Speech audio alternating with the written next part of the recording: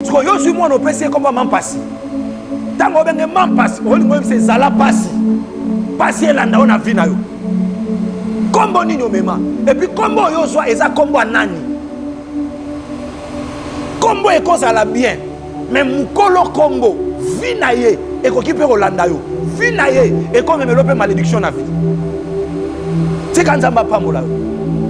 Lelo racine nyos mbuya nyos eza na sima ya kombo na yo ezokata na kombo na Yesu bino nyos ko koma obela ka maladi wana ya cycle bokufa ka na maladi ya cycle oui bien super bon ça la randi et ko so yo mari to esu yo Jeanne obeli ngo tant ba okende ko kunda yo ebima na oka na libulu so ba kundi yo yango ebimi na libulu ka ndebo osala wana ekoti na moko ezongi su na famille ebelisi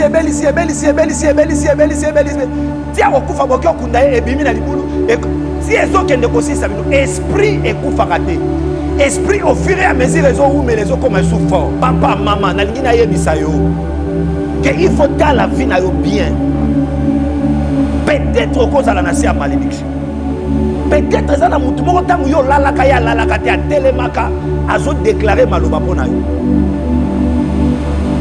parce que nalobaka maloba oyo tolobaka eza semence maloba eza semence nzambe apambola bino esika nyonso bozolanda biso na ntango oyo mbote oyo ezali wa bino le prophète Micheti ya mosakoli ya mboka église na biso ezwami na deuxième porte ya Fikine na sima avenue Ndanu 2 numéro 2 bis na quartier Motel na commune Limete numéro ya prophète yango wana ezali na écran na yo plus 243 84 087 501 okobenga toko sakole puis toko sambela pona yo nzamba pambola yo esikozola na biso na lingi que mateya oyo émission alelo emema lipamboli na ndako na yo emema miracle na vie na yo efungola makambo ekangamaki na kombo ya Jésus amen.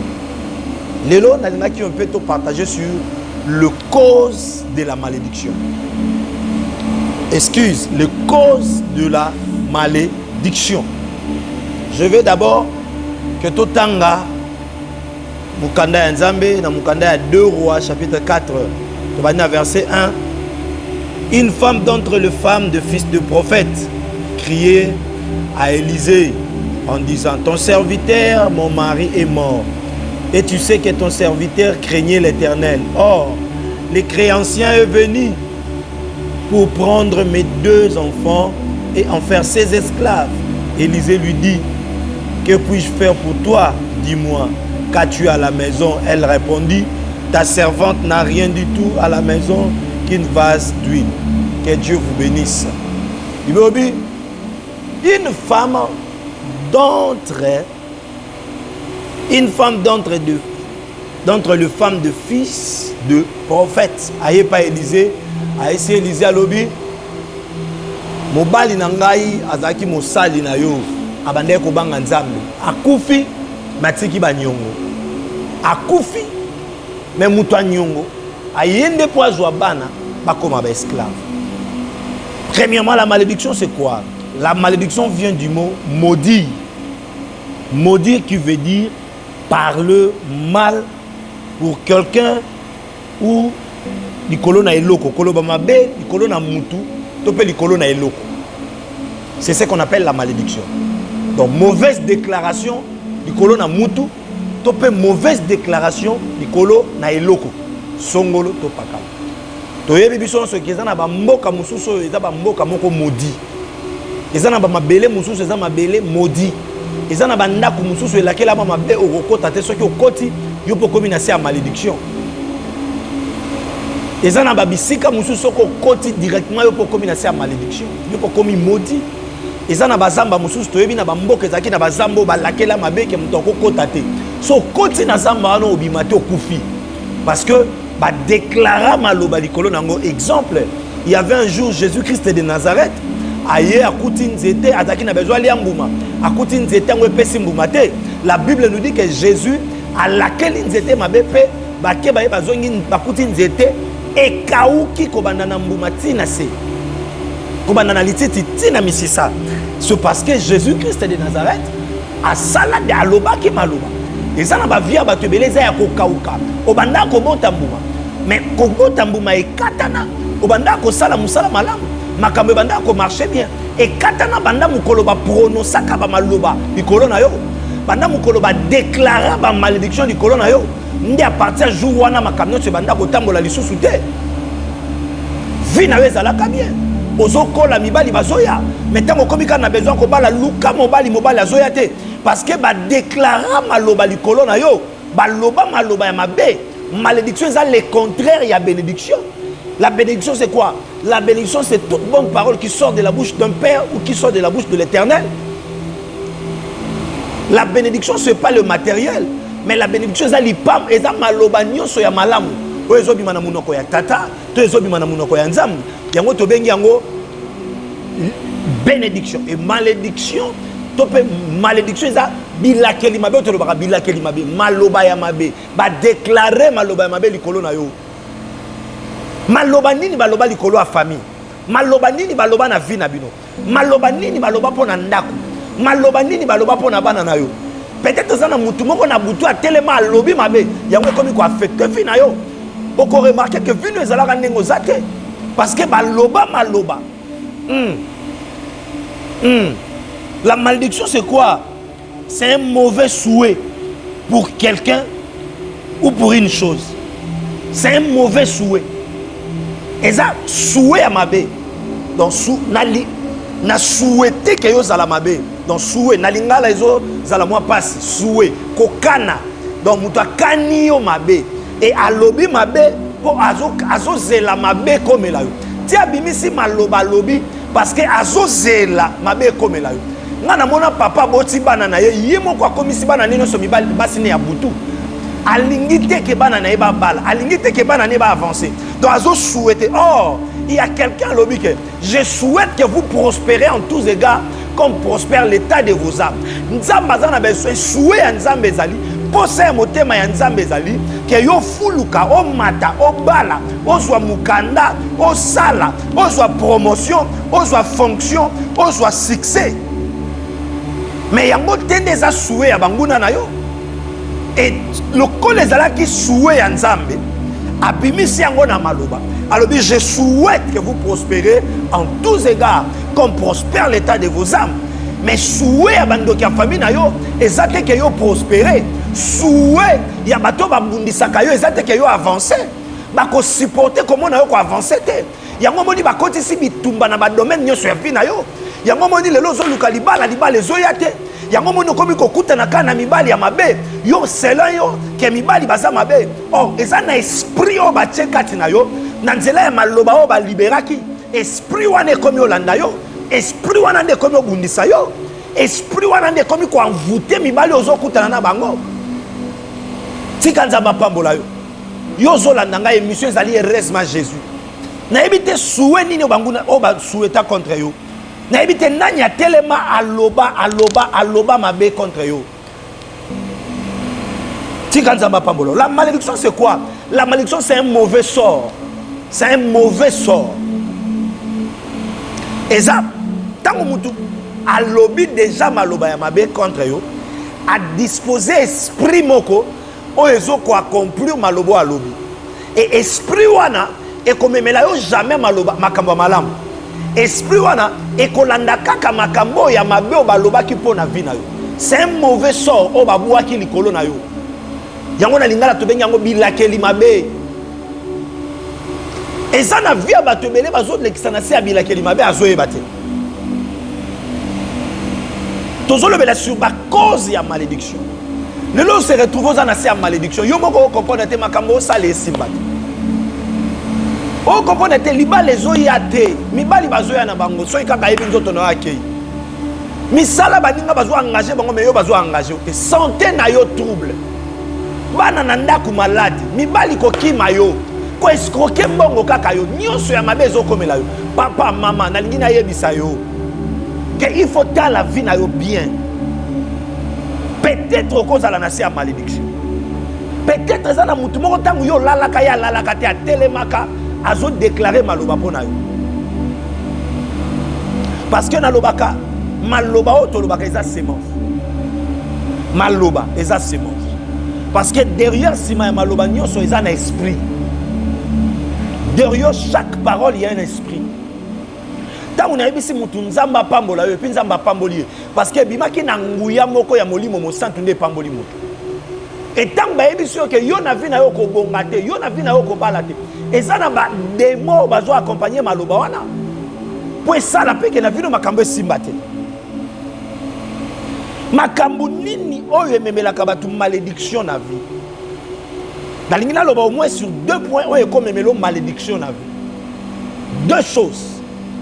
Oui, mais la malédiction à vie. Premier point.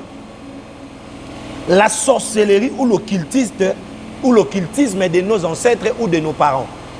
La sorcellerie ou l'occultisme de nos ancêtres ou de nos parents. Bondoki, tope bonganga, yabakoko nabiso, tope yababoti nabiso. Namukanda ya lamentation. Lamentation chapitre 5, verset nayango 7. Tozoyo kama kamni ni Bible et l'obéli biso na Lamentation chapitre 5. Donc, okoki ko sala mabe yo kufi et landi bana na yo.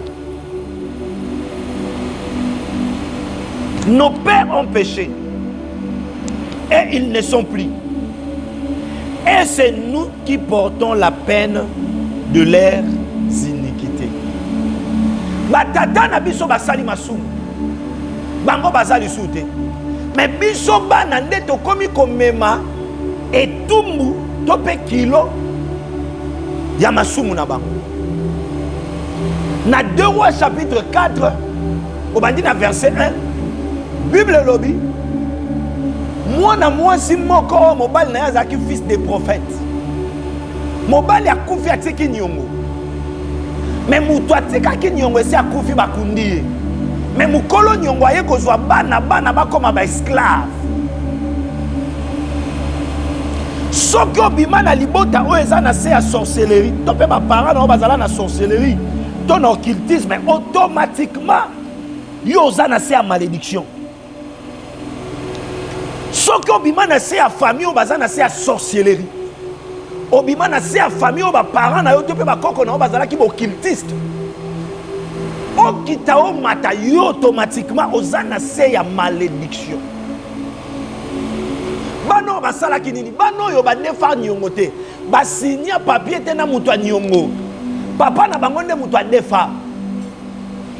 Mais papa kufi mutu nyongo ye ko kanga bana.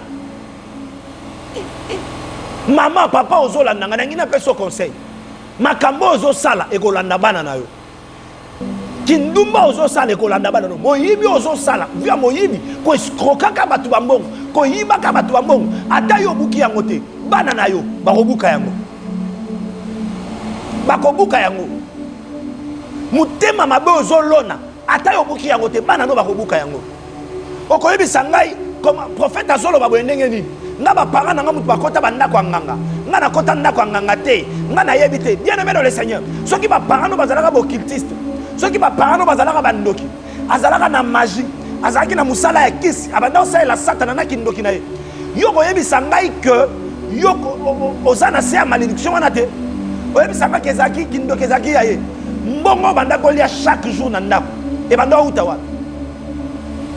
ndeko mwasi moko abisi ngabi prophète nga ba parents nga mbazaka na kisi nga na kisi te bango basala prima cour ya ngate nga na aussi sa classe na ozwa musala asili si classe luka musala luka luka libala comme luka mwana mwasi ako même corrompre mibali na mbongo po ba yo bala mais aussi mbakate mais apparemment boza kitoko asongeli ngabi papa nazo comprendre na ebisi ete ozo comprendre te parce que mbongo yo tangeli classe eza mbongo wana ya ba parents na yo ba parents na ba bazaki wa bazaki batwa loge satana mutapesi bango mbongo satana mutakomisa wana niveau wana eza na bato ebele oza na poto ozolandanga okenda poto wana na mbongo atata na yo okenda poto na mbongo ya mama na yo ba parents na bazwa mbongo wana wana yango ozo se retrouver na poto makamezo simba te libala eza te baninga bazwa mukanda yo mukanda eza te baninga bazosala yo musala eza te atozwi mbongo ndenge ezosila ezo comprendre te okomi obota bana na bana bakizengi au comme au bota bana ba côté esprit ba malade na kati ya famille na moko zo comprendre vie na ote c'est parce que on lia ka mbongo moko c'est parce que biloko on lia ka na ndako et utaka na primacoria et utaka na magie blanche et utaka na kodia et utaka na kodia o ba pesa ka papa na bino et kodia wana bo salela yango botangeli ba classe kodia wana bo salela yango bokendeli ba poto kodia wana bo salela yango bo sombeli mituka yango zo remarqué ce qu'on a retour et côté si bilakeli mabe blocage freinage makamezo simba esute sorcellerie ya ba parents na biso et même makam malédiction likolo na biso ba papa ba sali mabe bango ba kei mais biso bana to komi ko vivre malédiction na bango remarquez ba papa nyonso ba sala na mobutu remarquez ba papa to na ba mouvoisier ba nani ba PDG ba nani so côté pa bana bango ya kilelo omona ke bana bango soki baza bango nyonso bien basalaka misu babotaka te omona na kati na bango bakizengi baozanga te omona baobota bana bakizengi omona baobota bamisu na mabala baobota te bamisusu baobota mais baobala te pona nini parce que basigné ba pacte na satana basala ba alliance eza nini alliance eza accord ya deux côtés donc toyokani ke nga na peso boye yo pesa nga boye to tambola yo kanisi tango bakoko na yo para na yo bakenda osala alliance na satana basala aka pamba yo pesa nga mbongo yo pesa nga succès na retour diable azwaka ni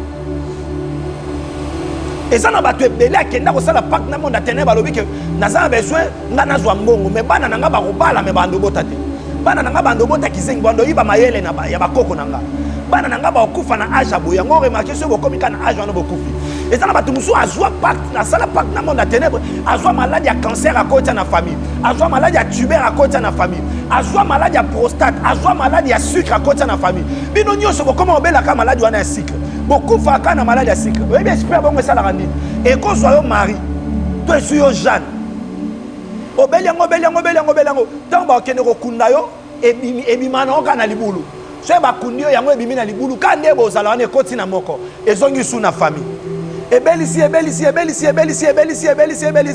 tia kokufa boki okunda ye ebimi na libulu ti ezokende kosisa bino esprit ekufaka te esprit au fur et à mesure ezowumela ezokoma esu fort soki oluki nzambe te epuis luka nzambe ezala na conscience problème bato ebele baokende église kibudi nde tolobaka baokende église na loyenge luka nzambe tala vi na yo ndeti mama alamuki na buta atali bachange mwana biyobi atali mwana na ye attentivement comprendre ke oyo eza mwana na nga te nzambe asala yo te mpo vivre vie moko na baparent na yo makambo ozovivre eza babilakeli mabe eza bondoki ya famille tika nzambe apambola yo tika nzambe apambola yo que Dieu vous bénisse que Dieu vous bénisse que Dieu vous bénisse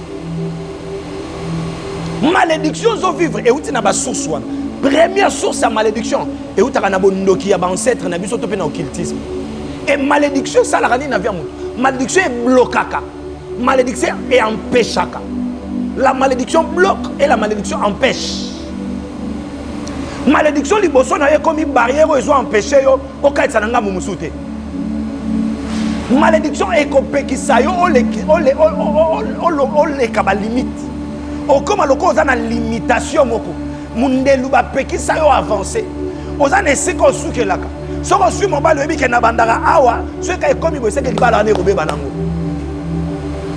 oyebi ndenge bandaka malédiction ekoempêche yo avancer malédiction ekobloke yo malédiction ekosalaki yo mata te o avancer te c'est ça la malédiction balakeli yo mabe bilakeli mabe ekomi kilo liboso na yo ekolongola ba opportunité ekolongola chance makambo bato bazozwa na facilité yo kozwa na facilité te makambo bato bazozwa na pete yo pozwa il faut kako bundana mais lelo na memeli yo yeso aza capable ya kolongola malédiction eza na libota na yo tika nzamba pambola deuxième cause ya malédiction nazolobela pona sili ça deuxième cause à malédiction ezali bakombo kombo oyo ozomema eza na influence likolo ya vie na yo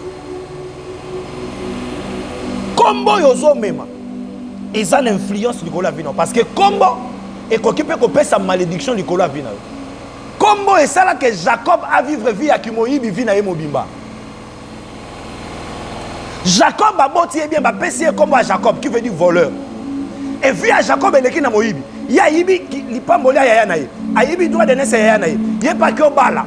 On lieu à travailler pour ba pesi moi si. On lieu ba pesi moi sur akenda ke au bala là, ko travailler le ba Ibi 7 ans. Ba pesi moi si mususu.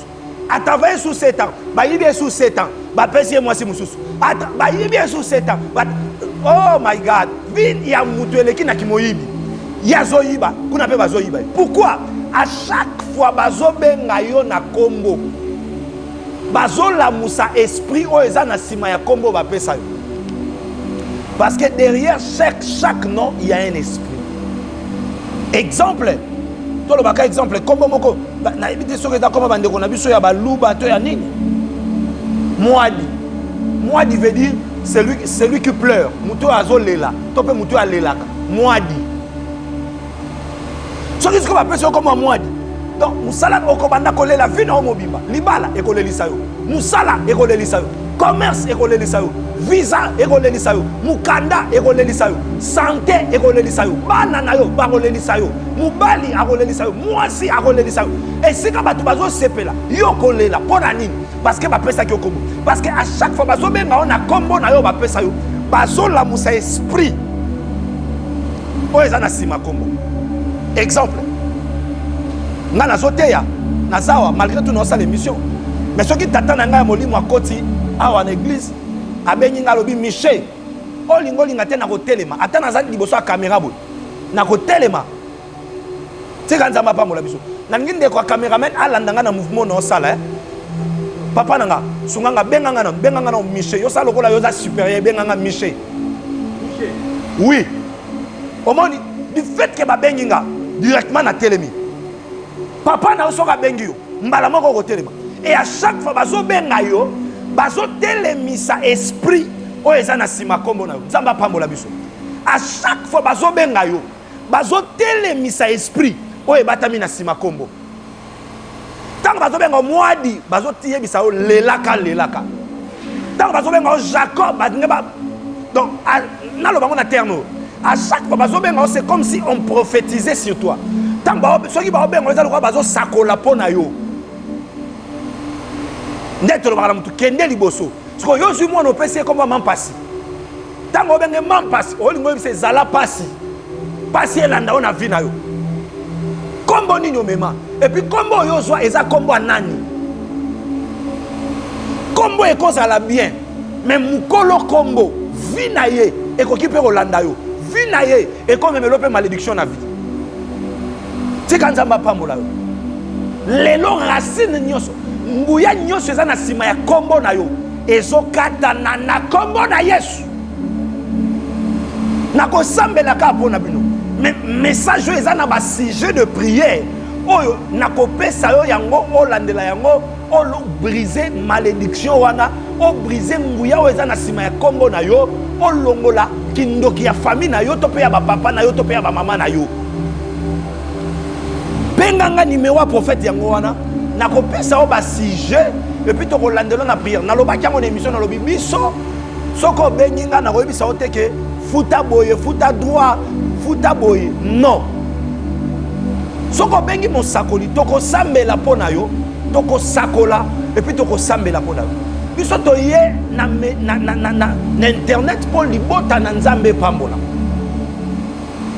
pour libota na nzambe pambola peut-être okutani na basali ya nzambe ya mabe peut-être net maman moko bisinga bina yambi mosala ya nzambe moko yaminga na brutalité nyonso na bengi kaka directement allo olingi nini ayebi si papa na lobi nazaki ka besoin na peso mbote papa abi te ozana makambu fo loba na moni makambu satu na mutema nao nzamba opeso di bala nzamba obikisa santé nao nzamba ayebi si makambu 10 na mbala moko mama kase pesa mbongo na kende siko na western na sangisa 17 pasteur to matala bango na ngomba mangenge pona yo 17 pasteur batika ben église na bango batika be église na bango ba mataba ngenge pona yo peut-être okutai na batamabe eza problème te toye awa na média te poto boma basali nzambe mais toye poto zong c'est sur espoir et pas bato déjà ba perdre espoir peut-être yo zo ki décision bi no sambela esute mais na ngina biso ko tika ko sambela za idée ya bambe eza idée ya malamu te na lobango ata bato balukaka kisi ata bato balukaka banganga aoluka libungi na emoko aoluka liwa na emoko mais akuta na peka na bato mabe na banganga ya lokuta aoluka kufa mais ba kosa eka na liwa na emoko o pesa bo somba mais tire yo akuta na pe na vrai kisi azue mais pe na lifelo akufi pe na suka eza pe ndenge mona yo zo luka nzambe balukaka ye etango luka nzambe okuta na pe na mutu mususu oyo aza na ye ya nzambe te mususu pe aza ya nzambe mais abunga déjà nzela okobenga tokopesa o ba sujet de prière yango na pesa ka conseil que avant obenga mosali ya nzambe oyo landi zwa tanga osambeli molimo mosantu nda yebi mitema aconvaincre yo obenga to obenga te okobenga avant après kosambela osabe nzambe na ngina benga soka za mosali no pesanga makasi ya kobenga molimo mosantu aopesa makasi wana okobenga tokopesa ba sujet de prière tokopesa ba sujet de prière tokolakisa ndenge nini okobima na se ya malédiction wana ndenge nini okokangola na se ya bilakeli mabe wana balakela o mabe bien aimé dans le Seigneur n'aime surtout le bakeres ma Jésus combo lati eza une influence à chaque fois bazo bengo na combo eza le roi bazo la mousse esprit et la kati na yo yango no fur et à mesure ozobela au fur et à mesure ozokomaka pauvre parce que bazo bengo na combo wana ya mobola mama ko yebisaka mwana na oteke biso to wana biso babola ko lukaka ba problème te tala mama tala papa makambo esaka bana biso to wana biso babola ko lukaka na bino ba problème te oza mobola te oyo zoloba yango ezosala mapona yo oyo zoloba yango eza prophétie yo mizo mipesa kombo ekoki ko boma vi na yo mobimba bondoki ya batata na yo bondoki ya balibota na yo ekoki ko boma vi na yo mobimba mais lelo na ye côté yo kaka malédiction te mais na memela ki ope Jésus il y avait aussi une femme dans la Bible azaki ko tanga makila oyebi pourquoi parce que loi ya Moïse maloba ya Moïse est condamné mais akutani na Moïse te mukolo wana mais akutana ki na celui qui est plus que Moïse celui que moi j'appelle Yesu nanga Jésus-Christ de Nazareth nanga le bogard d'Israël l'homme de Galilée l'homme de 33 ans moi je suis allé dans tel misaete mais non simbeka ne lamba oh ba disciple Jésus ti ba otamona Jésus batikala ko yeba te que Yesu azala na bilongi mibale elongia sima ezalaka elongia loi elongia liboso ezalaka elongia grâce alongola biso na mobeko amema biso na grâce mwana mwasi alobi bo so na leki liboso ngolu na leka nangu te fona buka mobeko ya Moïse aya simbi kitende lamba Jésus na mutema na lobaki soki na simbi na obika bien aimé dans le Seigneur na tango zolandanga okoki ko simba kitende lamba Yesu na nzela kondima na yo okoki ko buka malédiction en famille na yo na nzela ya foi na yo okoki ko longola koko changer kombo na yo na nzela ya foi na yo so eka kondimi lelo kopesa Jésus Christ vina yo bozaki dana Jésus Christ otika Yesu zongela Yesu ozana Yesu te pesa e place na mutema na yo azana posa na yo lelo Jésus Christ de Nazareth abimelenga 4 fois ayebisanga azana besoin kangola peuple na ye ayebisanga kende yebisa panza sango malamu naloba nazala Jésus Christ anguya o aza capable de kobikisa o aza capable de kopesa solution problème na yo eza ndima kaka okomona loboko ya nzambe tika nzambe apambola na ningi nasambela mpo na yo na ningi nasambela mpo na yo na ningi nasambela mpo na yo mutu nyonso akolanda émission aza déjà affecté na grâce na ningi nasambela mpo na yo ozoloba malobo na nsima na ngai yo na oyambi Yesu te loba kolo Yesu na yepa na yo na mabe na ngai limbisa ngai yoka ngai ma petolanga na makila na yo lelo kombo na ngai ekomama na buku na yo abomoni molimo mosantu pesanga makasi ya kobanga nzambe satana na boyo na misala na yo nyonso na kombo ya Yesu nazo samela siko pona yo je déclare la faveur de Dieu dans ta vie yo ozalaki malade na déclarer guérison oza na problème na pesi solution loboko nzambe na ngeza mokusete pona ko simbe simba eskanyo sozwami yamba miracle yamba faveur dans le nom précieux de Jésus-Christ de Nazareth que j'ai ainsi prié. Amen. Nzamba pambolo eskonzo zolanda biso église na biso ezali na okomi kaka na deuxième porte africaine na Lemba toza juste na sima africaine na quartier motel na commune ya Limité autour avenue Ndanu 2 numéro 2 bis église de la mère puissante de l'Éternel. Na Kinshasa prophète yambara chaque jour kobanda ngonga ya 7h kino 15h. Et puis ba quitte na biso eza mercredi, vendredi et dimanche. Mais déjà à partir de mercredi tozo sambela chaque jour pendant 21 jours. Prophète est disponible au bengi to kosakole puis to sambeli pona. Yo landi émission ba sujet de prière ezali mais moi to pesa nyo feza kité pour to continuer. Oko benga to pesa ba sujet de prière. Ndenge ni nokoki ko sambela pour briser malédiction ya ba parents na yo, to pour briser puissance eza sima ya kombo na yo. Ozana besoin ya kolanda prophète Michel Tia chaque jour chaîne na biso ezali prophète Michel Tia TV. Prophète Tia TV. Michete. Prophète Tia TV. Prophète Tia TV.